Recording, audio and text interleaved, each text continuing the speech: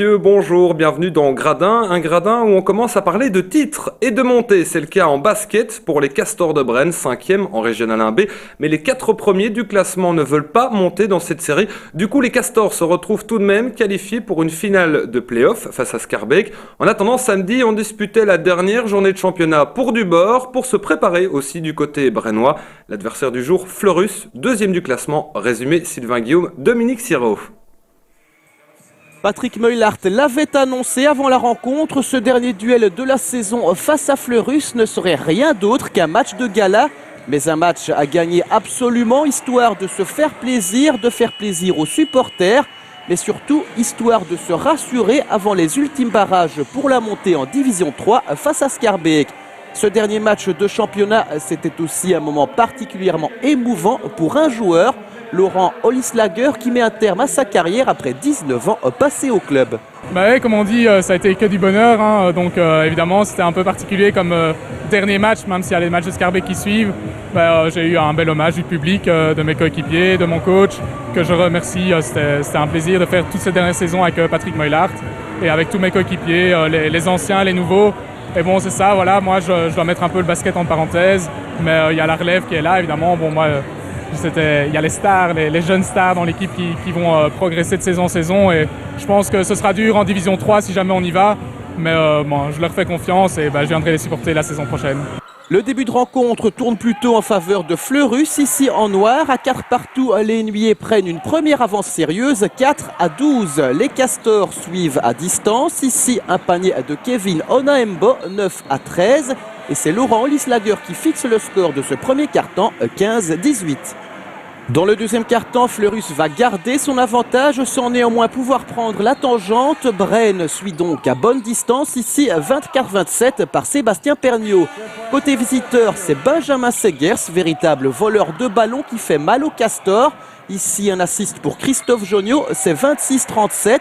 Ensuite, Bren reviendra un peu avant la pause, le score 32-39, avantage mérité pour Fleurus.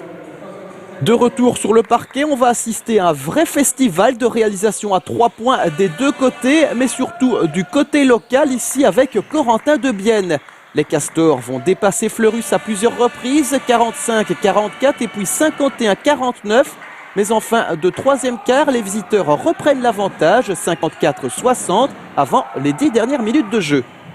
Le dernier quart va nous réserver quelques surprises. D'abord, Fleurus va creuser à nouveau l'écart 54-64. On pense alors les Castors finis, mais c'est sans compter sur l'esprit combatif des Brennois qui vont prendre tous les rebonds défensifs ou presque.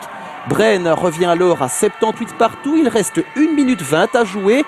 Pourtant, Fleurus aura le dernier mot, notamment sur les lancers francs. Score final 79-84. Les Castors s'inclinent pour pas grand-chose. Mais ils ont rempli leur contrat et notamment dans la manière. Oui, c'est clair, je pense que c'est une défaite, mais je pense qu'il y a du positif à retirer de cette défaite. On s'est vraiment battu jusqu'à la fin du match. On a eu un esprit d'équipe qu'on a eu toute l'année, mais maintenant on l'a senti vraiment encore plus fort.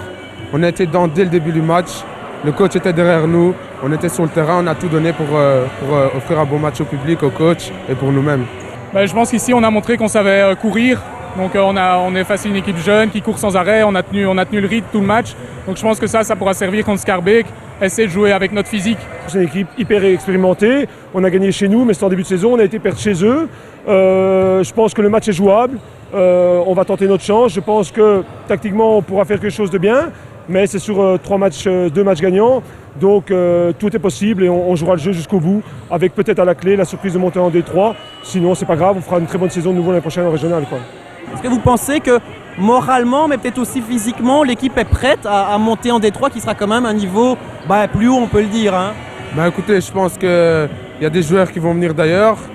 Il y a le noyau actuellement qui est là, donc je pense qu'on peut le faire, bien sûr. Oui, et donc, comme je vous le disais, les Castors joueront la montée dans un match de barrage en 2 victoires face à Schaerbeek pour l'accession en Division 3. Notez qu'il y a 2 ans, lorsque les Castors étaient montés de P1 en régional, ils avaient déjà battu Schaerbeek en finale des playoffs, comme quoi. Les résultats complets du week-end de basket, on va les découvrir en tableau. Les voici. Merci la régie. En Division 2, Nivelles joue les Plaids.